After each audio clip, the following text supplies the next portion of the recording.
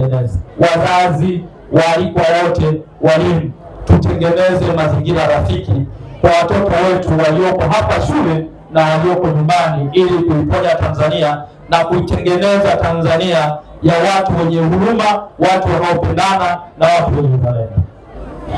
Watoto 217 wako 217 wote ni watoto wa kike. Ni majira ya saa 6 za mchana kwa saa za Afrika Mashariki. Hapa ni Usongwe High School na leo ni mahafali ya kidato cha 6. Mgeni rasmi ni mbunge wa jimbo la Mbeya vijijini Lakejina Patali Shida Patali, na hii ndiyo sauti yake. Jukumu mlionalo nyinyi ni kuhakikisha yale mazingira salama mliotengenezewa na walimu kwa kushirikiana na wazazi myatumie vizuri kwa kusudi moja tu, kuhakikisha mnafaulu na mnaendelea na masomo. Karaha hapa ni mwiko, furaha ni kama ibada, na kama ni dozi basi ni 2 mara 3 kutwa. Mambo yalianza hivi kisha yakaendelea. Karibu ungana nami, langu jina Godon Kalurunga na hii ni Nyikani TV. Penye mafanikio hapakosi changamoto. Shule ya sekondari Usongwe bado ina changamoto nyingi, nazo ni kama zifuatazo. Namba 1, umaliziaji wa bwalo la chakula na bweni la wasichana. Namba 2, uchakavu wa vyumba vya madarasa. Namba 3, ukosefu wa chombo cha usafiri kwa wanafunzi wa kutwa na bweni. Namba 4, uboreshaji wa viwanja vya michezo hususan mpira wa miguu na mpira wa kikapu. Mapendekezo. Ndugu mgeni rasmi, changamoto zinazoikabili shule yetu ni nyingi, hatuwezi kuzitatua kwa wakati mmoja.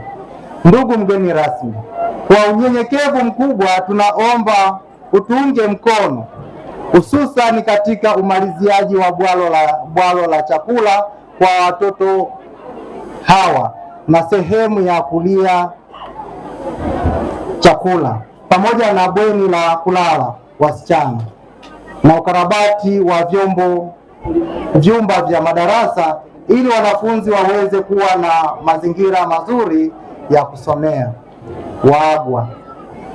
Ndugu mgeni rasmi, idadi ya wahitimu ni 217 ambao ni wasichana. Ndugu mgeni rasmi, vijana hawa tumewaandaa ipasavyo, wapo tayari kufanya mtihani wa taifa utakaoanza tarehe 4 mwezi wa 5 2026. Ndugu mgeni rasmi, wageni waalikwa, wazazi na wana Usongwe sekondari, naomba kuwasilishwa. Risala hii imeandaliwa na mkuu wa shule ndugu Varelia Chazi Mtega na kusomwa kwenu na makamu mkuu wa shule ndugu Leonard Eleuteri Chula. Nafasi hii niliyopewa, naomba nisitumie muda mrefu, nimlete kwenu mgeni wetu rasmi, mheshimiwa mbunge wetu, mbunge ambaye naamini ni handicap kuliko wabunge wote kule bunge la Jamhuri ya Muungano wa Tanzania, mbunge kijana, mbunge bora. Namleta kwenu kwa muda huu, naomba tutulie ili aweze kujibu risala yetu. Mengi ambayo tulikuwa tunayashuhudia hapa ni yale ambayo ni kielelezo cha yanayoendelea kwenye shule yetu, matamanio ya shule yetu.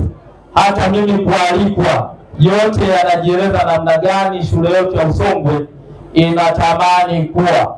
Sasa kama mbunge nimealikwa kwa mambo ya msingi mawili. Si kushuhudia tu watoto wetu wakihitimu kidato cha 6, lakini kuona namna gani nani kwa nafasi yangu kama mbunge nachagiza kuhakikisha kwamba shule hii inapiga hatua kimaendeleo ili kumiti lile jukumu lake na matamanio yake ya kukuza elimu kwa Watanzania. Kuna mama hapa ambaye amekuwa akiwalea hawa watoto.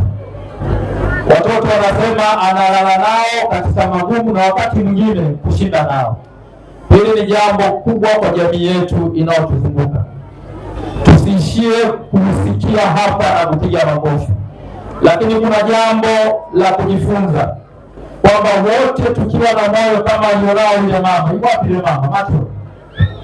Na yule mama mwingine, ongezeni makofi na vigelegele kwa mama.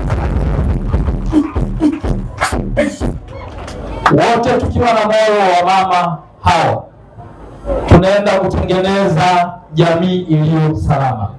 Tunaenda kutengeneza jamii inayokumbuka fadhila ya wapi tulikotoka. Tunaenda kutengeneza watu wenye mioyo ya huruma na wenzao. Tunaenda kutengeneza mioyo ya watu kujidisha wanachokipata. Na ndio maana wale watoto pamoja na furaha kubwa walionayo ya kwenda kuaga mazingira haya, bado wanaona kwa mama hawa wana deni. Ni kwa namna hiyo tunaamini mama hawa walichokuwa wanawafundisha wale watoto walikuwa na kielewa kizuri, sababu ya mazingira rafiki walioyatengeneza. Wazazi, waalikwa wote, walimu, tutengeneze mazingira rafiki kwa watoto wetu walioko hapa shule na walioko nyumbani, ili kuiponya Tanzania na kuitengeneza Tanzania ya watu wenye huruma, watu wanaopendana na watu wenye uzalendo. Wanafunzi mnaohitimu leo, kwanza niwapongezeni sana, sababu miaka miwili sio haba. Hata nyinyi mlivyokuwa mnaimba na kushangilia hapa, mlikuwa mnaonyesha namna gani mnafurahi kwa Mwenyezi Mungu kuwawezesheni kuhitimu kwa kutumikia miaka miwili.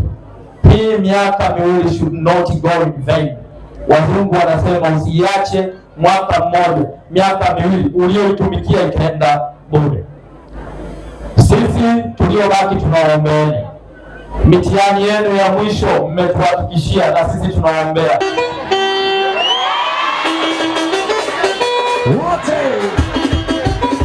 Wote karibuni tucheze nao.